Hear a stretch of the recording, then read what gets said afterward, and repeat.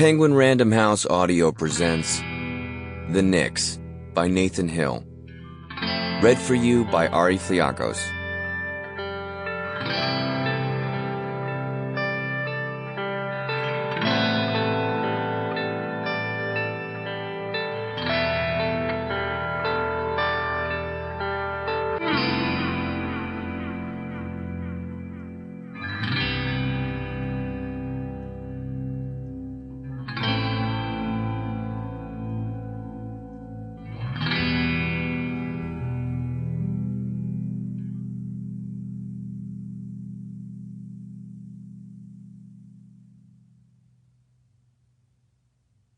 There was a king in Savati who addressed a man and asked him to round up all the persons in the city who were blind from birth. When the man had done so, the king asked the man to show the blind men an elephant. To some of the blind men he presented the head of the elephant, to some the ear, to others a tusk, the trunk, the body, a foot, the hindquarters, the tail, or the tuft at the end of the tail. And to each one he said, "This is an elephant." When he reported to the king what he had done, the king went to the blind men and asked them, "Tell me, blind men, what is an elephant like?"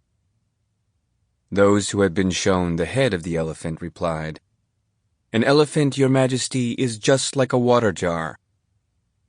Those who had been shown the ear replied, "An elephant is just like a winnowing basket." Those who had been shown the tusk replied, "An elephant is just like a plowshare." Those who had been shown the trunk replied, "An elephant is just like a plow pole." Those who had been shown the body replied, "An elephant is just like a storeroom." And each of the others likewise described the elephant in terms of the part they had been shown.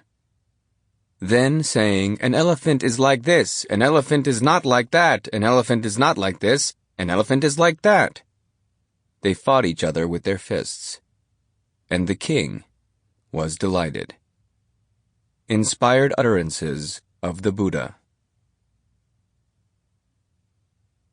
Prologue. Late summer 1988. If Samuel had known his mother was leaving, he might have paid more attention. He might have listened more carefully to her, observed her more closely, written certain crucial things down. Maybe he could have acted differently, spoken differently, been a different person. Maybe he could have been a child, worth sticking around for. But Samuel did not know his mother was leaving. He did not know she had been leaving for many months now, in secret and in pieces. She had been removing items from the house, one by one. A single dress from her closet, then a lone photo from the album, a fork from the silverware drawer, a quilt from under the bed. Every week, she took something new. A sweater, a pair of shoes, a Christmas ornament, a book. Slowly, her presence in the house grew thinner. She'd been at it almost a year when Samuel and his father began to sense something, a sort of instability, a puzzling and disturbing and sometimes even sinister feeling of depletion. It struck them at odd moments. They looked at the bookshelf and thought, "Don't we own more books than that?" They walked by the china cabinet and felt sure something was missing. But what? They could not give it a name, this impression that life's details were being reorganized. They didn't understand that the reason they were no longer eating crock-pot meals was that the crock-pot was no longer in the house. If the bookshelf seemed bare, it was because she had pruned it of its poetry. If the china cabinet seemed a little vacant, it was because 2 plates, 2 bowls, and a teapot had been lifted from the collection. They were being burglarized at a very slow pace. "Didn't there used to be more photos on that wall?" Samuel's father said, standing at the foot of the stairs, squinting. "Didn't we have that picture from the Grand Canyon up there?" "No," Samuel's mother said. "We put that picture away." "We did? I don't remember that." "It was your decision." "It was?" he said, befuddled. He thought he was losing his mind. Years later, in a high school biology class, Samuel heard a story about a certain kind of African turtle that swam across the ocean to lay its eggs in South America. Scientists could find no reason for the enormous trip. Why did the turtles do it? The leading theory was that they began doing it eons ago, when South America and Africa were still locked together. Back then, only a river might have separated the continents, and the turtles laid their eggs on the river's far bank. But then the continents began drifting apart, and the river widened by about an inch per year, which would have been invisible to the turtles, so they kept going to the same spot, the far bank of the river, each generation swimming a tiny bit farther than the last one. And after 100 million years of this, the river had become an ocean, and yet the turtles never noticed. This, Samuel decided, was the manner of his mother's departure. This was how she moved away. Imperceptibly, slowly, bit by bit. She whittled down her life until the only thing left to remove was herself.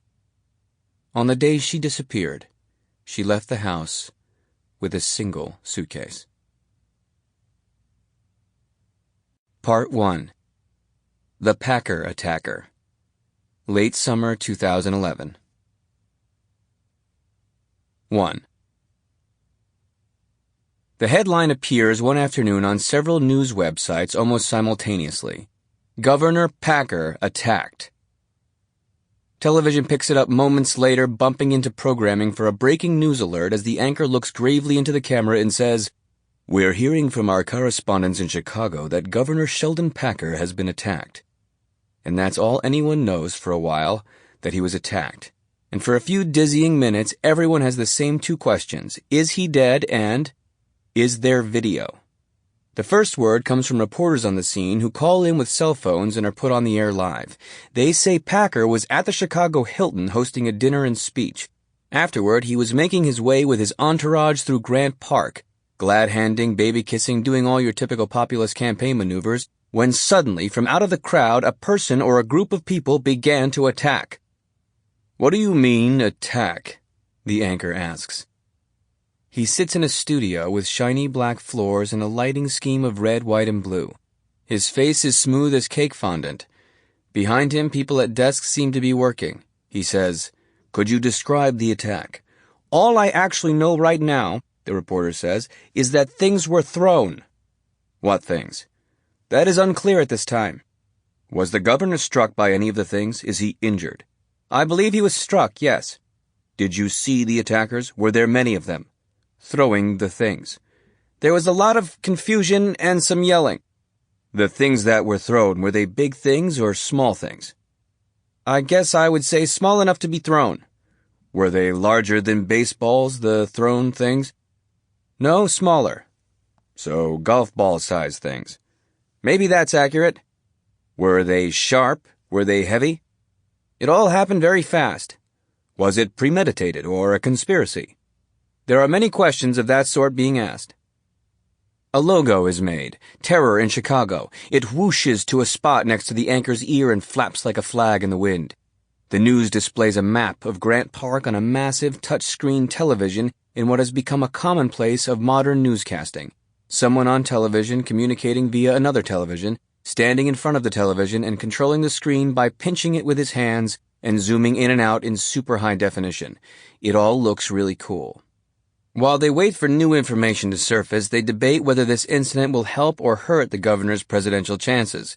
Help, they decide, as his name recognition is pretty low outside of a rabid conservative evangelical following, who just loves what he did during his tenure as governor of Wyoming, where he banned abortion outright and required the 10 Commandments to be publicly spoken by children and teachers every morning before the Pledge of Allegiance, and made English the official and only legal language of Wyoming, and banned anyone not fluent in English from owning property.